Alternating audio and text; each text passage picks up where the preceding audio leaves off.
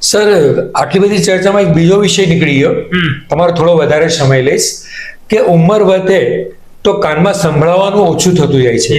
તો મારો સિનિયર સિટીઝનો અમારું ગ્રુપ છે તે ઘણીવાર ચર્ચા કરે છે, અને પછી સામાન્ય માહિતી પ્રેસ આઉટ થાય છે, કઈ વિડીયો જોઈએ છે, મશીનરી આવે છે, કાનમાં મશીન નાખવાના વિવિધ. તો સર, આમાં શું છે આપની સલાહ?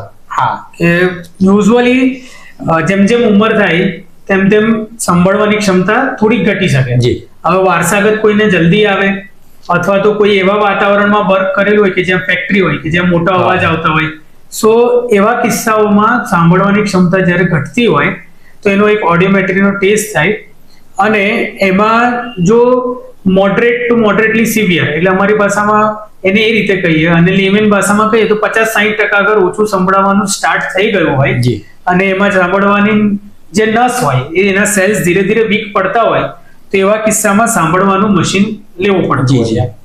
સાંભળવાનું મશીન લેવાથી એક તો સંભળાય ક્લિયર, અને બીજું કે જે એની આગળ વધવાની સ્પીડ છે, સાંભળવાની ક્ષમતા ઓછી થવાની, તો એને આપણે થોડા ઘણા અંશે કંટ્રોલ કરી શકીએ. આમ તો એ ઓનગોઈંગ પ્રોસેસ છે, પણ થોડું ઘણું એને આપણે કંટ્રોલ કરી શકીએ.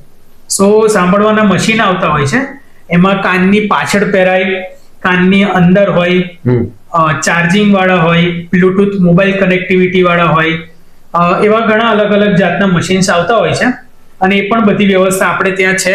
એ મશીન લીધા પછી એની સર્વિસ, એના જે સેલ્સ હોય છે, કે એના જે કંઈક જે પણ લાગતી વળગતી વસ્તુઓ છે, એ બધી આપણે અહીંયા ઉપલબ્ધ કરાવતા.